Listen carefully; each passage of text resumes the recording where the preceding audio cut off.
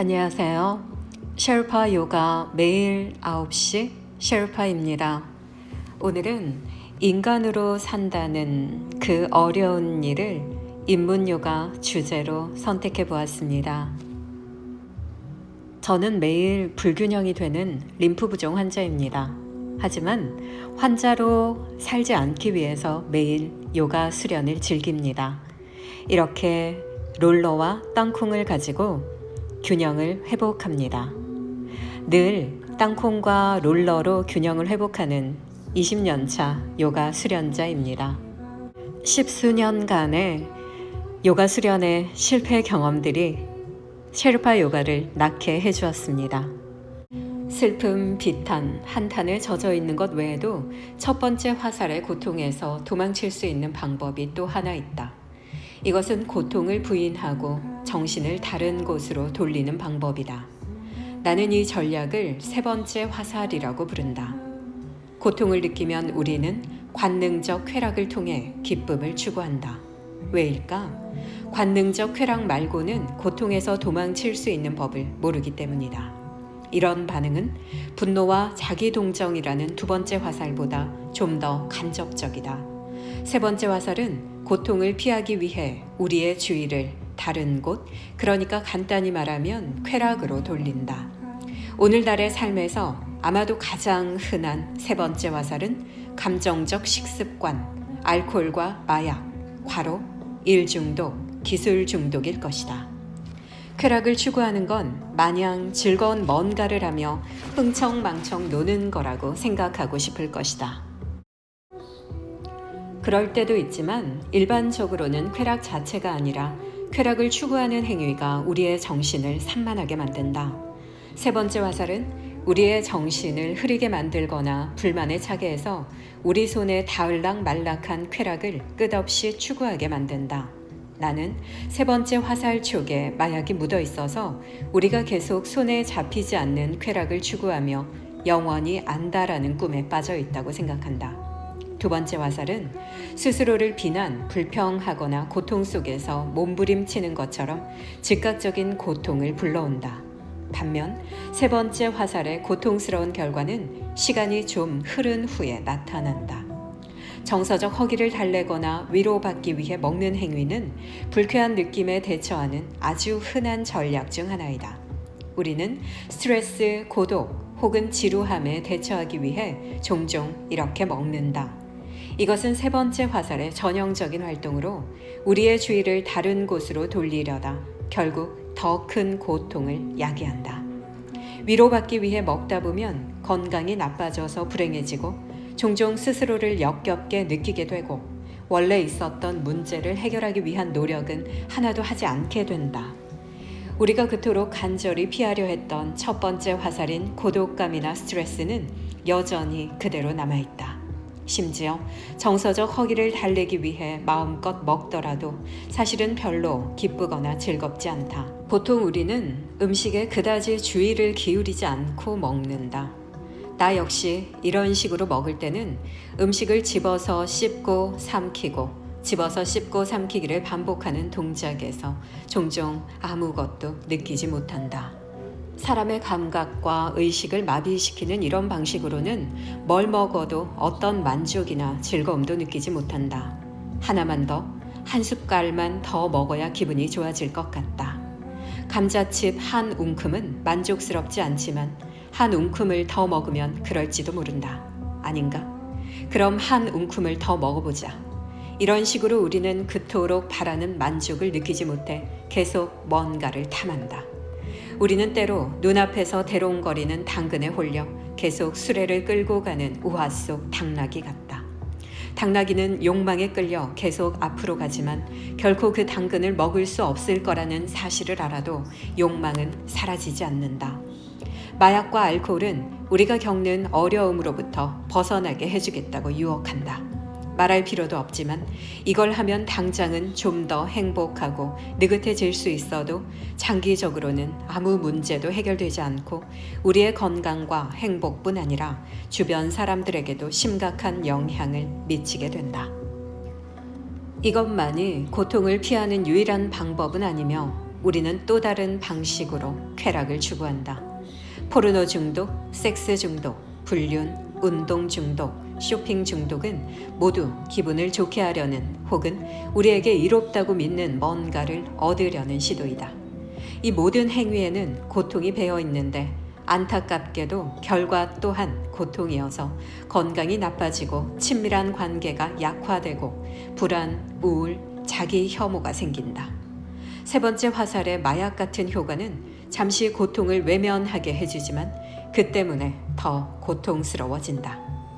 세 번째 화살 때문에 방치된 문제들은 종종 처음 피하려고 했던 문제보다 훨씬 더 심각해진다. 쾌락을 추구하면 일시적이고 부분적으로만 그 밑에 깔려있는 고통을 외면할 수 있다. 하지만 우리는 그 문제가 여전히 그 자리에서 우리를 기다리고 있다는 사실을 알고 있다. 만약 우리가 지루했다면 여전히 지루할 것이다. 만약 우리가 고독했다면 여전히 고독할 것이다. 우리가 불안했다면 여전히 그 불안은 가시지 않을 것이다. 우리는 어쩌면 유혹의 여신이 부르는 노래에 너무 자주 이끌려 의지력이라는 불가사의한 자질이 부족하다고 스스로를 포기했을지도 모른다. 의지력이 없어도 스스로에게 동기부여를 할 수 있다. 미래의 나와 연민으로 연결되는 방법은 강박을 치료하는 데도 도움이 된다. 밤 늦게까지 자지 않고 인터넷 서핑을 하고 있는 밤의 몸보다는 다음날 아침의 몸이 어떻게 느낄지 생각할 수 있다. 밤의 몸이 적절한 시간에 잠자리에 들면 아침의 몸이 고마워할 것이라는 점을 깨달으면 밤의 몸은 인터넷 서핑을 중단하고 잠자리에 들 가능성이 훨씬 커진다. 강박적인 행동을 멈출 수 있는 또 다른 방법은 종잡을 수 없는 의지력에 의존하지 말고 그 행동에 빠질 기회 자체를 전략적으로 제한하는 것이다. 쿠키를 끝도 없이 먹어치운다면 집에 쿠키를 두지 않는 게 현명하다. 이미 집에 쿠키가 있다면 보이지 않는 곳에 치워서 쿠키가 있다는 사실을 떠올리지 말아야 한다.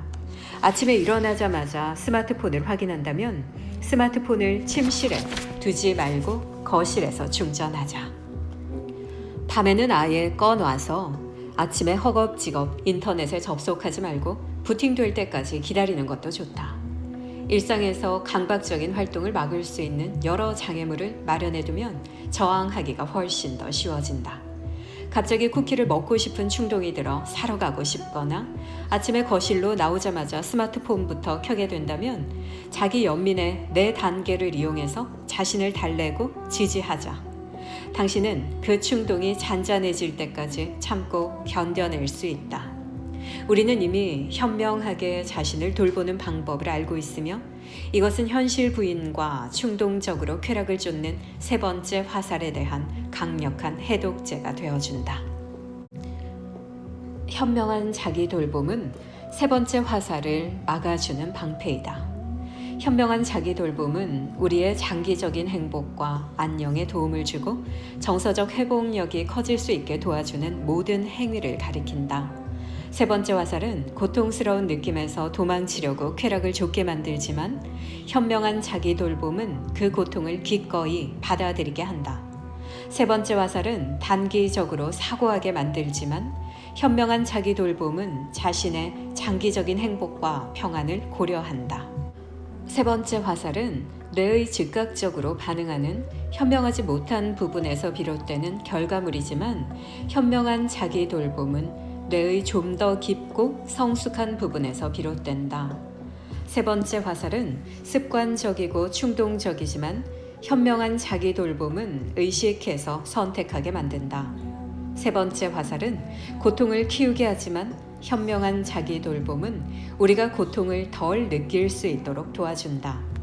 세 번째 화살은 우리의 성장과 배움을 막지만 현명한 자기 돌봄은 성장으로 이끌어준다. 현명한 자기 돌봄에는 몸에 좋은 음식을 먹고 산책을 하고 친구들과 시간을 보내고 심지어 가끔은 하고 싶은 대로 해보는 단순한 행위가 포함된다. 이렇게 하면 위로와 지지를 받고 있다는 느낌이 든다. 이런 행위는 우리의 정서적 회복력과 위기 대처 능력을 키워준다. 어떤 이들에게 현명한 자기 돌봄은 마음이 차분해지고 질서 정연해지는 감각을 느낄 수 있도록 집안의 잡동사니를 치우는 행위를 뜻한다. 어떤 사람들에게는 직접 예산을 세워서 자신이 가게의 재무 상태를 통제하고 있다는 사실을 확인하는 것이다. 또는 하루에 8시간을 자거나 점심시간에 제대로 쉬는 걸 의미한다. 해마다 건강검진과 치과검진을 받는 것, 아플 때 병가를 내는 것이 자기 돌봄일 수도 있다. 어쩌면 매일 명상하는 습관을 들이거나 텔레비전을 보는 대신 책을 읽는 것이 자기 돌봄일 수도 있다. 이런 일은 우리 스스로를 도울 뿐 아니라 타인을 지지할 수 있는 기운이 나게 해준다. 이리저리 방황하는 것보다 한 곳에서 명상하며 시간을 보내는 생활이 보편적이던 시절, 어느 노승이 우기의 젊은 수도승들이 어떻게 지내는지 살피러 갔다. 그는 젊은 수도승이 명상하고 있는 오두막에 도착했지만 그가 명상 중인 걸 보고 조용히 앉아 기다렸다.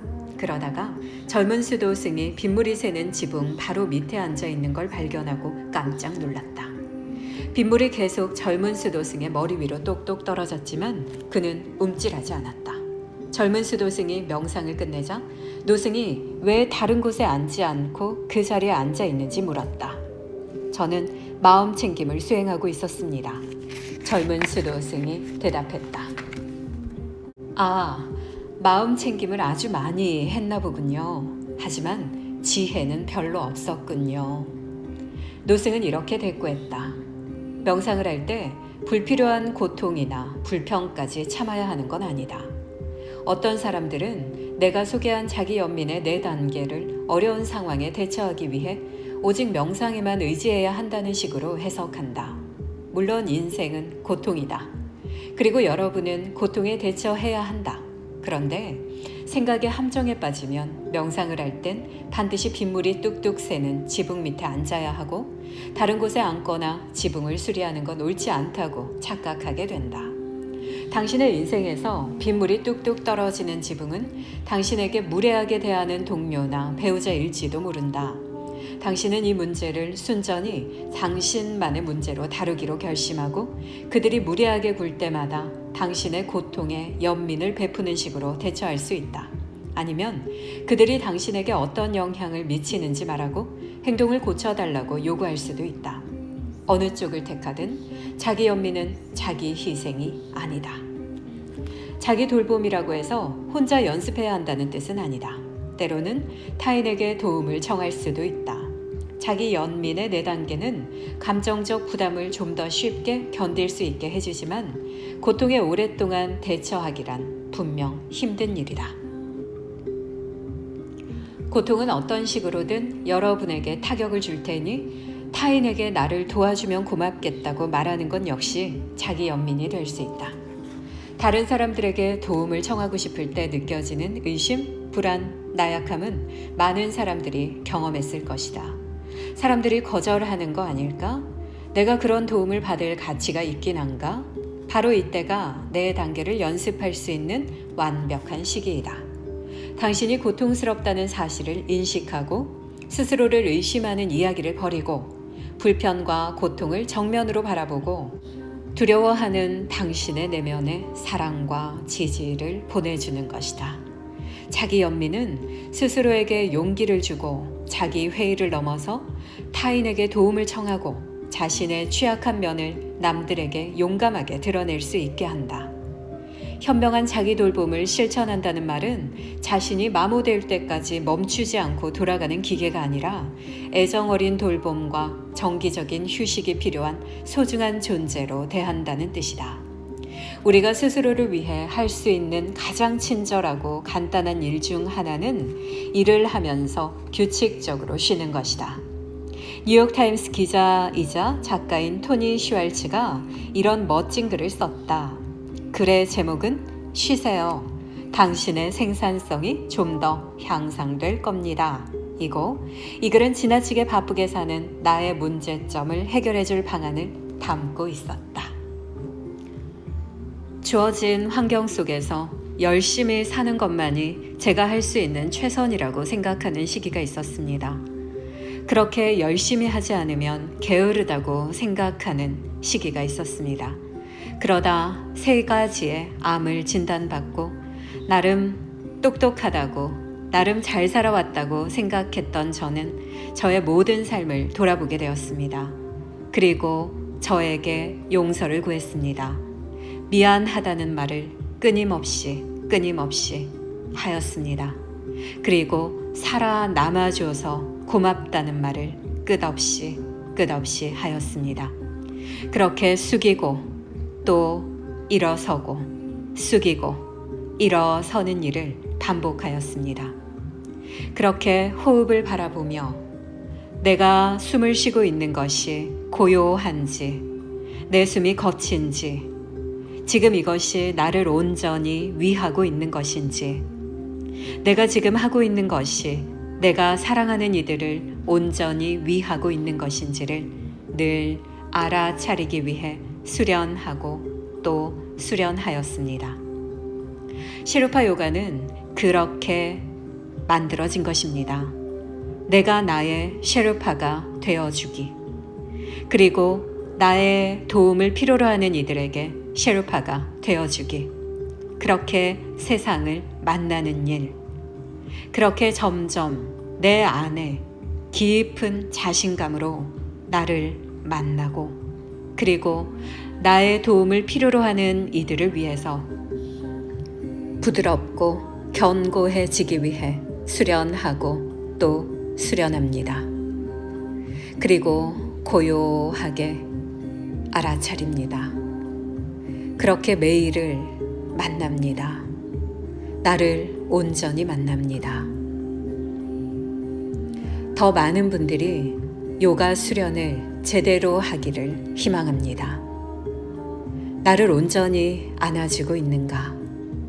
내가 사랑하는 이들을 온전히 안아주고 있는가?